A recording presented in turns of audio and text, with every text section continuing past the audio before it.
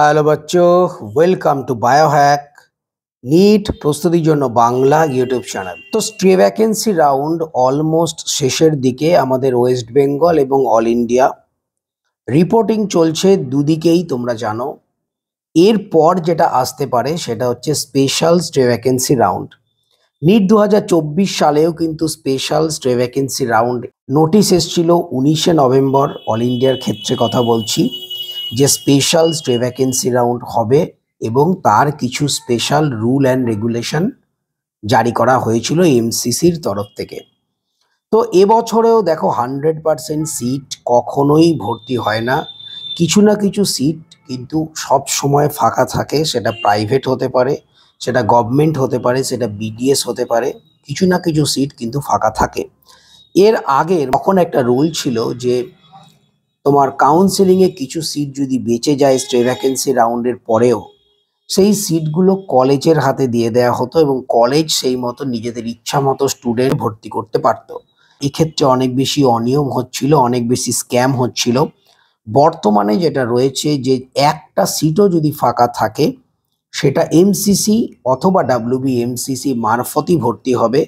আদার কোনো এজেন্সি বা কোনো কলেজ কর্তৃপক্ষ সেটা কিন্তু ভর্তি করতে পারবে না। তো সেই রকম নিয়ম মেনেই নিট 2024 সালে আমরা দেখেছিলাম যে স্ট্রে ভ্যাকেন্সির পরেও একটা দুটো রাউন্ড হয়েছিল এবং আমাদের ওয়েস্ট বেঙ্গলের ক্ষেত্রেও হয়েছিল, এবং লাস্টের দিকে আমরা দেখেছিলাম দুটো কলেজ জাকির হোসেন এবং ইস্ট ওয়েস্ট তারা স্ট্রে ভ্যাকেন্সি রাউন্ডে পরে অ্যাড হয়েছিল। তো এবছরও অল ইন্ডিয়া বলো বা আমাদের স্টেট বলো, দুটো ক্ষেত্রেই স্ট্রে ভ্যাকেন্সি রাউন্ডের পর স্পেশাল স্ট্রে ভ্যাকেন্সি রাউন্ড হওয়ার একটা সম্ভাবনা প্রবল। তোমরা ধরে নাও যে স্পেশাল স্ট্রে ভ্যাকেন্সি রাউন্ড হবেই। তো সেই স্পেশাল স্ট্রে ভ্যাকেন্সি রাউন্ডে যাওয়ার আগে তোমাদের কয়েকটা জিনিস ভালো করে মাথায় ঢুকিয়ে নিতে হবে, রুলসগুলো যেটা 2024 সালে এমসিসি দিয়েছিল। একই ধরনের রুলস 2025 সালেও অ্যাপ্লাই হবে এবং কয়েক দিনের মধ্যেই রিপোর্টিং কমপ্লিট হয়ে গেলে কতগুলো সিট ভ্যাকেন্ট আছে সেটা দেখার পর এমসিসি কিন্তু এই ধরনেরই সেম একটা নোটিশ 2025 সালের জন্য দেবে। এ ব্যাপারে কিন্তু পুরোপুরি নিশ্চিত। তো সেই নোটিশে যেটা ছিল 2024 সালে, তোমাদের সেই রুলগুলো একটু বলে রাখি, তাতে করে 25 সালে তোমাদের সুবিধা হবে। রুল কিন্তু খুব একটা চেঞ্জ হবে না, খুব মাইনিউট চেঞ্জ ছাড়া। যেমন প্রথম রুল ছিল স্পেশাল স্ট্রে ভ্যাকেন্সির জন্য কোনো রকম ফ্রেশ রেজিস্ট্রেশন হবে না।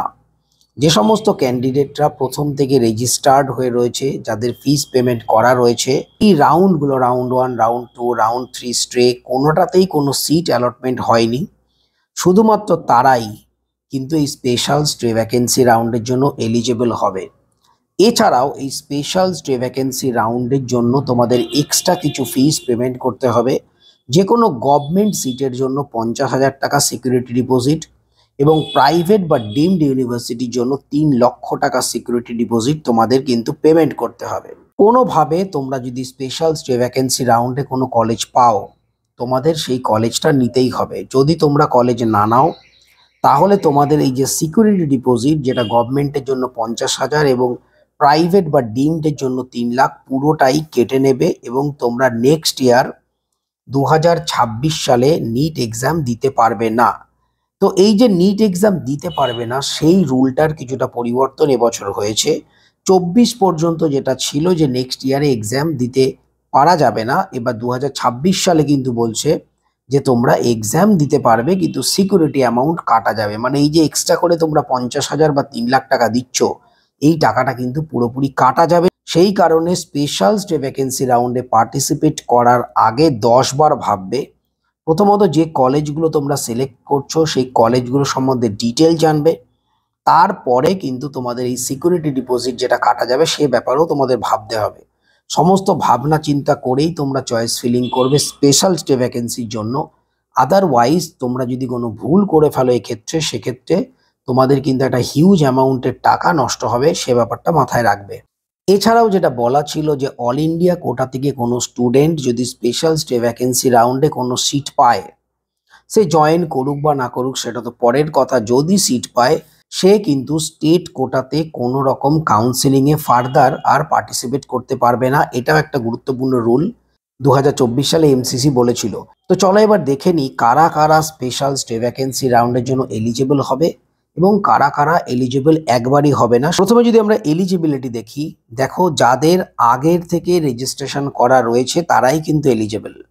যাদের আগে থেকে রেজিস্ট্রেশন করা রয়েছে যে কোনো রাউন্ডে হতে পারে, সেটা রাউন্ড 1, রাউন্ড 2, রাউন্ড 3 স্ট্রে, যে কোনো রাউন্ডে রেজিস্ট্রেশন করা আছে এবং ফিস পেমেন্ট করা আছে, শুধুমাত্র তারাই এই স্পেশাল স্ট্রে ভ্যাকেন্সি রাউন্ডের জন্য এলিজিবল হবে, আদার্স কেউ নয়। এবং 2 নম্বর, যে সমস্ত ক্যান্ডিডেট কোনো সিট হোল্ড করে রাখেনি আগের রাউন্ডগুলোতে, তারাই কিন্তু এলিজিবল হবে এই স্পেশাল স্টে ভ্যাকেন্সি রাউন্ডের জন্য। আর কারা কারা এলিজিবল হবে না, মানে কারা কারা পার্টিসিপেট করতে পারবে না, যারা ধরো আগের রাউন্ডগুলোতে কোনো রেজিস্ট্রেশন কমপ্লিট করেনি, কোনো রেজিস্ট্রেশন করেইনি, তারা এই স্পেশাল স্টে ভ্যাকেন্সিতে পার্টিসিপেট করতে পারবে না, এটা তো আগেই বলে দিয়েছি। 2 নম্বর হলো এর আগের রাউন্ডগুলো, মানে রাউন্ড 1, রাউন্ড 2, রাউন্ড 3 বা স্ট্রে, যদি অ্যালটমেন্ট হয় তাহলেই সে কিন্তু এই স্পেশাল স্টে ভ্যাকেন্সি রাউন্ডে পার্টিসিপেটই করতে পারবে না। সে জয়েন করুক বা না করুক, পার্টিসিপেট করতেই পারবে না যদি অ্যালটমেন্ট হয়ে যায়। সেটা অল ইন্ডিয়ার ক্ষেত্রে হতে পারে, সেটা স্টেটের ক্ষেত্রে হতে পারে। এবং 3 নম্বর হচ্ছে, যদি কোনো স্টুডেন্টকে কোনো সিট অ্যালট করা হয় এবং সে যদি সেই সিটটা জয়েন না করে, ধরো রাউন্ড 1-এ তোমরা একটা সিট পেয়েছিলে, তোমরা জয়েন করলে না, বা স্ট্রেতে কোনো একটা সিট পেয়েছো, জয়েন করলে না, সেক্ষেত্রে তারা কিন্তু এই স্পেশাল স্টে ভ্যাকেন্সিতে এলিজিবল হবে না। তো এইটা ছিল 2024 সালের রুল। 2025 সালে একই রুল থাকবে, বা খুব সামান্য মাইনিউট 2-একটা চেঞ্জ হলে হতে পারে। তবে একটা জিনিস তোমরা মাথায় রাখো, যে অল ইন্ডিয়ার ক্ষেত্রে বলো, ওয়েস্ট বেঙ্গলের ক্ষেত্রে বলো, স্পেশাল স্টে ভ্যাকেন্সি রাউন্ড কিন্তু হবেই।